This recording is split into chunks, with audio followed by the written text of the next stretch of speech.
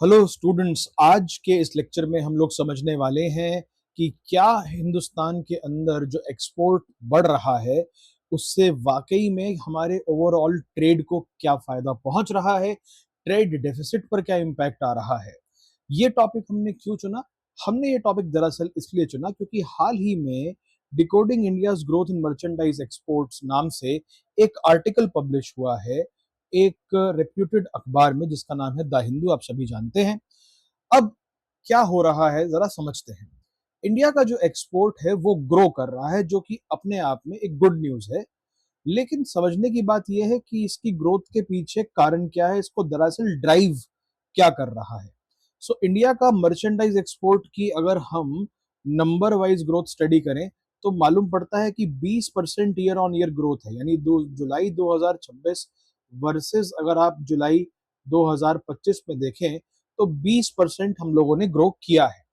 और ग्रो करके हमारा जो एक्सपोर्ट्स का जो ओवरऑल वैल्यू है, यानी जो मर्चेंडाइज एक्सपोर्ट्स का टोटल वैल्यू है वो आ रहा है 44.2 बिलियन डॉलर्स में, जबकि हमारा 32 बिलियन डॉलर अभी भी ट्रेड डेफिसिट बना हुआ है और ये शार्पली वाइडन हो रहा है। तो देखिए, यहीं पर एक डायकॉटमी दिखती है कि एक तरफ तो हम कह रहे हैं कि एक्सपोर्ट्स बढ़ रहे हैं, जिससे कि आमतौर पे हम ये मान के चलते हैं कि एक्सपोर्ट बढ़ने से पॉजिटिव इंपैक्ट आना चाहिए ट्रेड डेफिसिट पे, खत्म ना हो तो कम से कम तो होना शुरू हो। लेकिन यहां पर ये आर्टिकल कहता है कि हमारा ट्रेड डेफिसिट कम होने की बजाय दरअसल वाइड हो रहा है। अब ऐसा क्यों है ये हम आगे समझेंगे। मेन सवाल जो हम इस लेक्चर में कवर करने वाले हैं वो यही है कि क्या ये जो एक्सपोर्ट की ग्रोथ है ये स्ट्रक्चरली सस्टेनेबल है भी कि नहीं। क्या इस ग्रोथ को हम अज्यूम करके चलें कि ये वाकई में पॉजिटिव है, या इसके अंदर कुछ ऐसी निटिग्रिटीज हैं जिनको हमें समझना अभी बाकी है।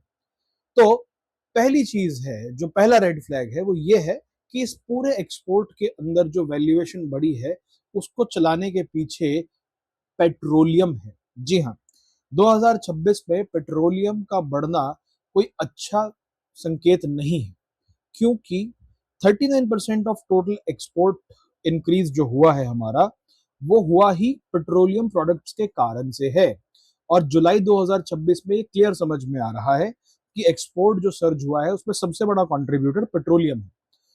2.8 बिलियन डॉलर का पेट्रोलियम शेयर है out of 7.62 billion year on year increase में। तो ये डेटा भी हमें काफी क्लियरली ये बता रहा है कि ऑलमोस्ट 1/3 शेयर पेट्रोलियम का है। और कारण क्या है? ज्योग्राफिकल जियोपॉलिटिकल ट्रिगर है इसके पीछे।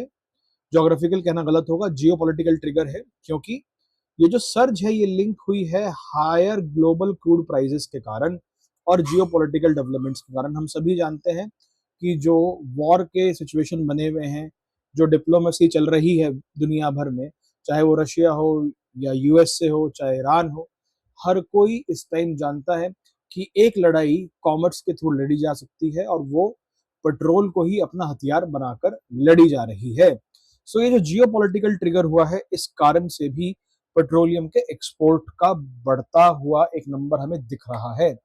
क्रिटिकल इंसाइट यहाँ पे ये है कि एक्सपोर्ट ग्रोथ हो जाने का मतलब ट्रेड सरप्लस हो जाना तो कतई नहीं है, और हिंदुस्तान के केस में तो जो ट्रेड डेफिसिट का कम होना है वो भी हमें नहीं दिख रहा। लेकिन एक अच्छी बात यह है कि इस ओवरऑल एक्सपोर्ट के बढ़ते हुए नंबर में हमारा जो मैन्युफैक्चरिंग का सेक्टर है वो स्ट्रेंथ को शो कर रहा है। Electronics and engineering goods are emerging as genuine structural contributors to India's export basket. ये अपने आप में एक अच्छी खबर है। आप देखिए, हमारे इलेक्ट्रॉनिक्स का बूम आया है। मैं इसको बूम विश्व स्तर पे नहीं कह सकता, लेकिन इंटर इंडस्ट्रियल एनालिसिस अगर मैं करूं तो आप देखिए कहाँ 2.1% से 21.2% पर ये नंबर जा पहुंचा है। वहीं अगर आप इंजीनियरिंग गुड्स की छलांग देखेंगे तो ये बहुत बड़ी है। 1.84% से 46.4% तक की छलांग लगा दी गई है। 30% ऑफ जुलाई के एक्सपोर्ट हमारे दरअसल इलेक्ट्रॉनिक्स से आए हैं, और ये ग्रोथ अगर हम अप्रैल से जुलाई में भी कंपेयर करेंगे तो लगभग 30.7 की है।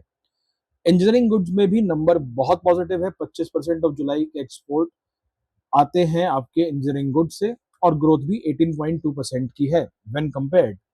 सो स्टोरी सिंपली सिर्फ ये नहीं है कि भारत का जो ये एक्सपोर्ट का नंबर बढ़ रहा है उसके पीछे ऑयल एक्सपोर्ट्स एकमात्र कारण हो, बल्कि मैन्युफैक्चरिंग भी अपने आप में एक्सपेंड कर रहा है।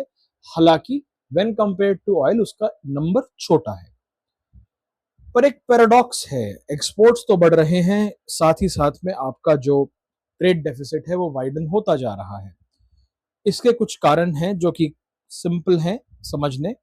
पहली चीज है कि ऑयल प्राइसेस बढ़े हुए हैं इस टाइम दुनिया भर में। पेट्रोलियम का एक्सपोर्ट हमने भी बढ़ाया है, लेकिन इसको बढ़ाने के पीछे हमें क्रूड ऑयल को इंपोर्ट करना पड़ा है।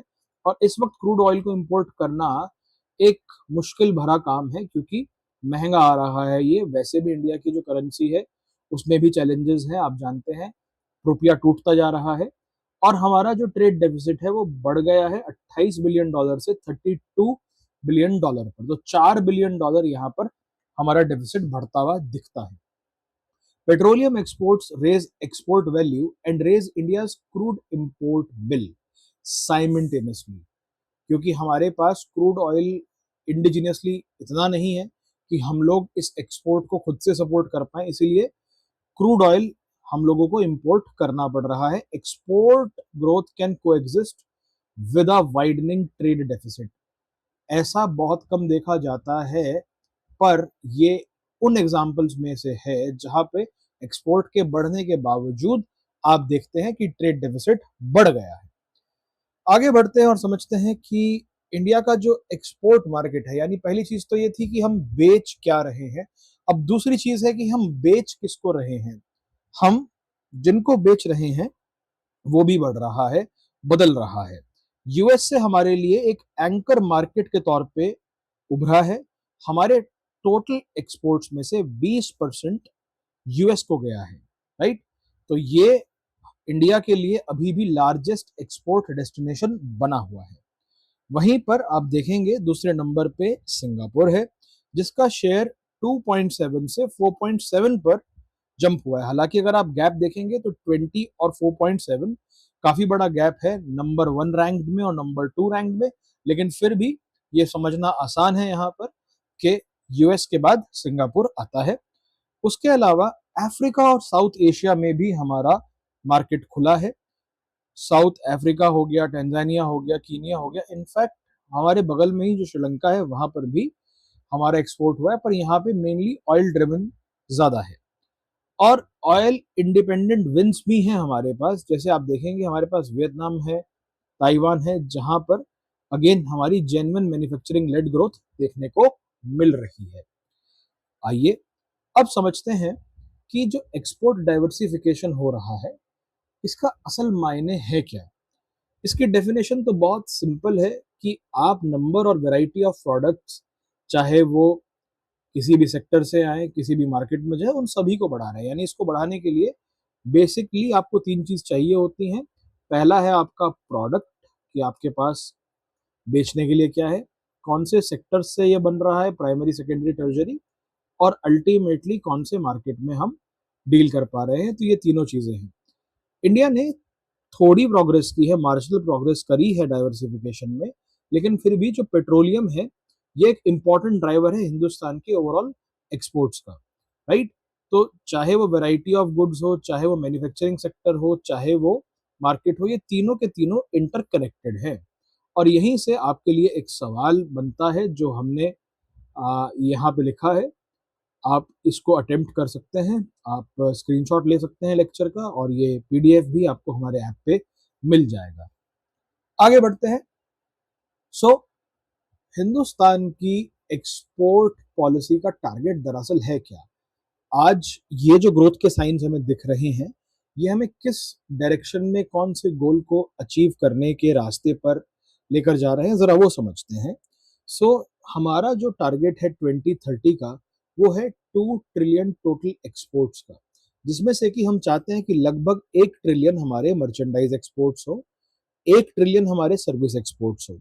और अभी हाल ही में हमने एक वीडियो बनाया था जहाँ पे हमने बात भी की थी कि कैसे हेल्थ केयर में एआई आ रहा है और उसके कंप्लायंसेस का एक बड़ा सर्विस सेक्टर को प्रोजेक्ट मिल सकता है, जहां पर हिंदुस्तान ने शायद एआई के एलएलएम क्रिएशन में तो अपनी एज नहीं डेवलप की है, पर सर्विस सेक्टर क्योंकि हमारा स्ट्रांग रहा है, तो शायद एआई से जो सर्विस सेक्टर वाला काम है वो हमें मिले। और आप देखेंगे कि सर्विस एक्सपोर्ट्स, जैसे एक ज़माने में हम लोगों ने सैस पे काम किया, उसके पहले हमने कोर प्रोडक्ट डेवलपमेंट पे काम किया, मेंटेनेंस पे काम किया, ठीक वैसे ही एआई कंप्लायंसेस और एआई मेंटेनेंस और एआई डिलीवरी भी हिंदुस्तान के सर्विस एक्सपोर्ट्स में आपको आने वाले वक्त में दिखेगी।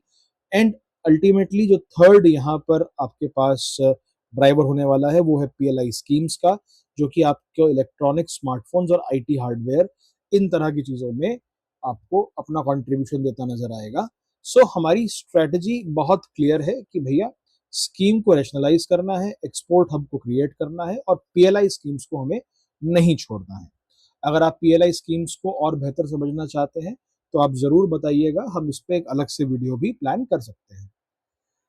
Y petroleum dependence is a double edge sword. अब देखिए, हमने बात कर ली, लेकिन बात जब हमने की एक्सपोर्ट्स के बढ़ने की, तो हमने बार बार ये दोहराया कि जो पेट्रोल है दरअसल वो ड्राइव कर रहा है, और क्योंकि ये ड्राइव करता जा रहा है तो ये डबल एज स्वॉर्ड है। क्योंकि देखिए, इसको बनाए रखने के लिए हमें क्रूड ऑयल को इंपोर्ट करना पड़ रहा है, जो कि आपके ट्रेड डेफिसिट पे इम्पैक्ट डालता है। उसके बाद आपका, जैसे मैंने कहा कि आपका इंपोर्ट बिल जो क्रूड ऑयल का है वो बढ़ता जाता है, और जो एक्सपोर्ट की वैल्यू आपको पेट्रोलियम की मिल रही है वो हायर तो है, पर आप देख रहे हैं कि दुनिया भर में ऑलरेडी लोग बात कर रहे हैं अल्टरनेटिव फ्यूल्स की। आप ईवी का अडॉप्शन देख रहे हैं, बढ़ता जा रहा है हिंदुस्तान में भी और दुनिया भर में भी। तो क्या आने वाले वक्त में ये डिफेंसिबल होगा? सोचने वाली बात है। और हम ये जानते हैं कि हम एक रॉ मटेरियल को इंपोर्ट करके फिनिश प्रोडक्ट बनाकर बहुत लंबे टाइम तक इस ग्रोथ को सस्टेन नहीं कर सकते हैं, क्योंकि अल्टीमेटली जो क्रूड ऑयल है, जो आपका मेन इंपोर्ट है, जो आपका मेन इंग्रेडिएंट है एक तरह से कह लीजिए, वो बहुत ज़्यादा एक्सपेंसिव आ रहा है और आपकी डिपेंडेंसी बनी हुई है। तो अपसाइड तो ये है कि भैया ऑयल प्राइसेस बढ़ रहे हैं, डिमांड बढ़ रही है, रिफाइंड पेट्रोलियम की एक्सपोर्ट वैल्यू बढ़ रही है, इससे आपके हेडलाइन नंबर्स तो बढ़ रहे हैं, आपको एक्सपोर्ट्स बढ़ते हुए नजर आएंगे, तो आपका मार्केट तो है। लेकिन डाउनसाइड वही है कि हायर ऑयल प्राइसेस हैं, क्रूड ऑयल का बिल बढ़ रहा है, और आपका ट्रेड डेफिसिट का जो अभी भी गैप है वो वाइडर ही है, वो कम नहीं हो रहा है। सो कोर प्रॉब्लम है कि petroleum led growth price dependent है, ना कि प्रोडक्टिविटी डिपेंडेंट। यहाँ पे आप नहीं देख पाएंगे कि इससे बहुत बड़ा कोई जॉब सेक्टर में इम्पैक्ट हो या आपके जीडीपी में ऑल्दो रिफ्लेक्ट करेगा, पर ऐसा नहीं है कि इतना बड़ा इम्पैक्ट आ जाएगा इस स्टेप का कि हम कह सके कि वाकई में this is a success story in itself, it's a positive step. आगे बढ़ते हैं और समझते हैं कि कौन सी वो 3 स्ट्रेटेजिक प्रायोरिटीज हैं जो ध्यान में रखनी होंगी। सबसे पहली है इंपोर्ट सब्सटीट्यूशन। हमें हमारी डोमेस्टिक सप्लाई चेन्स को बेहतर बनाना होगा, जहां तक इलेक्ट्रॉनिक इनपुट्स की बात है या इंडस्ट्रियल मशीनरी की बात है, क्योंकि पेट्रोल तो हम नहीं बना सकते, क्रूड ऑयल तो उतना नहीं है अपने पास। तो जो सेकंड नंबर पे है, क्यों ना उसको प्रायोरिटाइज किया जाए। सेकंड है ट्रेड नेगोशिएशंस। आज के टाइम पर आप ऑलरेडी देख रहे हैं कि ट्रेड को लेकर दुनिया भर में कितनी कॉम्प्लेक्सिटीज आ चुकी हैं, कितने एग्रीमेंट्स आए दिन होते रहते हैं। सो हिंदुस्तान को भी ये देखना होगा कि हमारे पास जो इमर्जिंग इकोनॉमीज हैं वो आए और हम एक बड़ा नया मार्केट वहां पे क्रिएट कर पाए, और सिर्फ छोटी मोटी चीजें ही नहीं बल्कि हाई वैल्यू मैन्युफैक्चरिंग में लेकर आए, चाहे वो इंजीनियरिंग कंपोनेंट्स हो, फार्मा हो, या कोई स्पेशलाइज्ड मैन्युफैक्चरिंग ही क्यों ना हो, हम इन सब में ऑपरेट कर सकते हैं।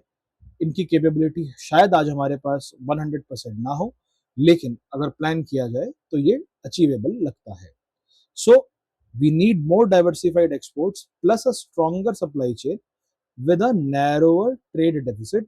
This will be the ideal scenario for India's export story to sustain, to continue to grow and reduce the trade deficit meanwhile. उम्मीद है आपको यहाँ तक चीजें क्लियर होंगी। आइए थोड़ा सा अब आगे बढ़ते हैं और समझते हैं कि यहाँ से अगर एक क्वेश्चन आ जाएगा तो आप किस तरह से उसको आंसर कर सकते हैं। हमने यहाँ पर आपको एक क्वेश्चन दिया है, साथ ही साथ में हमने 5 पॉइंट दिए हैं कि किस तरह से आप इसको स्ट्रक्चर कर सकते हैं। पीडीएफ आपको मिल जाएगा इस लेक्चर का, वरना आप इसको स्क्रीनशॉट कर सकते हैं। प्लीज़ इसको अटेम्प्ट करके देखिए। अगर कोई डाउट है तो आप हमारी टीम से संपर्क कर सकते हैं। एंड में एक छोटा सा रिमाइंडर, हम रोज अपनी ऐप पे डेली पीडीएफ और हर महीने में मंथली मैगजीन अपडेट करते हैं। आप करंट अफेयर्स को इग्नोर मत कीजिए, लगातार पढ़ते रहिए, बने रहिए एम्बिशन वेब के साथ। Thank you very much.